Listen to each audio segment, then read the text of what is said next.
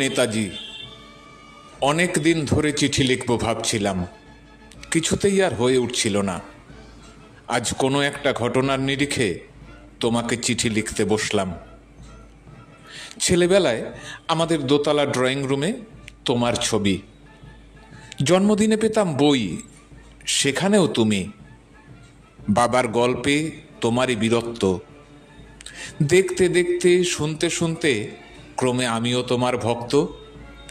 বাবা বলতেন ইন্ডিয়ার আর একজন নেতাজির দরকার ছিল।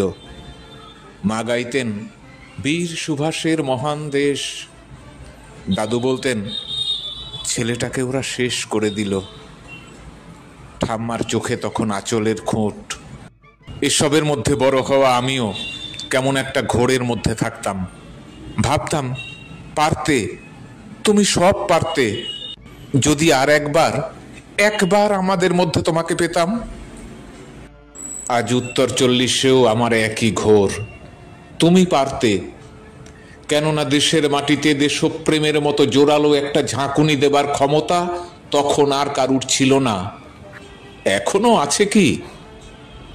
তোমার হারিয়ে যাবার পর দেশে কত কমিশন বসেছে। ভারতের পূর্ব পশ্চিম উত্তর দক্ষিণে কোনো পীর, কোনো সন্ত, কোনো দয়ালু বৃদ্ধকে দেখে ভুল করেছে সবাই, ছুটে গেছে তুমি মনে করে, কিন্তু ফিরেছে মাথা নেড়ে। তবু তোমাকে পাবার আশায় বুক বেঁধেছে। তুমি তো শুধু বসুবাড়ির নও, গোটা ভারতবর্ষের মণিকোঠার হীরক, যার আলোর শুদ্ধতা কালোকে সাদা করতে পারে। এই বিশ্বাসে ভর করে সবাই ভেবেছিল তুমি আসবে, আসবেই, কিন্তু এলে না। কেটে গেল অনেকগুলো বছর, পেরিয়ে এলাম জীবনের অনেক গলি খুঁজি। তুমি এখন বিমানবন্দরে, সভা সমিতিতে, রিসার্চ ব্যুরোতে, এমনকি ছেলের নামকরণেও। শুধু হৃদয় যেন দোলা দেয় না। জানো, তোমার জন্মদিনটা এখন সবাই ছুটির দিন বলে আয়েশ করে উপভোগ করে। আর ছেলেরা, তারা তো এখন দেশ থেকে বিদেশের খবরই বেশি রাখে। আর মেয়েরা, তারাও স্বাধীনতার ভেলায় চড়ে হতচকিত। শুধু মাটিটা কাঁদে। সেই কান্না যেন ভূমিকম্প, খরা, এলেনিনো বন্যা হয়ে চারিদিকে ভাসিয়ে দেয়। এখনো অভিমান করে শুয়ে থাকবে রেনকোজিতে।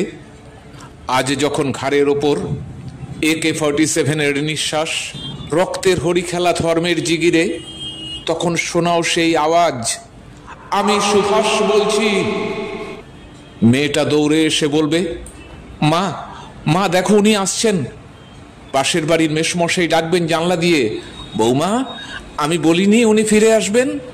খোলা জানলার ধারে দাঁড়াবেন মায়েরা, তাদের ডান হাতে শঙ্খ, বাঁ চোখে জল। নদী হবে উত্তল, নৌকা বেসামাল, পরাণ মাঝিও চেঁচাবে, উনি আসতেছেন। সবুজ মাঠে শিশুদের হাতে পতাকার দোলা, উনি আসছেন, উনি আসছেন, উনি ফিরে আসছেন। তোমার হারিয়ে যাওয়া জন্মদিনের ভেতর থেকে উঠে আসুক আরো একটা 23-এ। আজ স্বাধীনতার ঠিক আগের মুহূর্তে দাঁড়িয়ে তোমাকে আমার এই চিঠি। প্রণাম নিও। ভালো থেকো নেতাজি।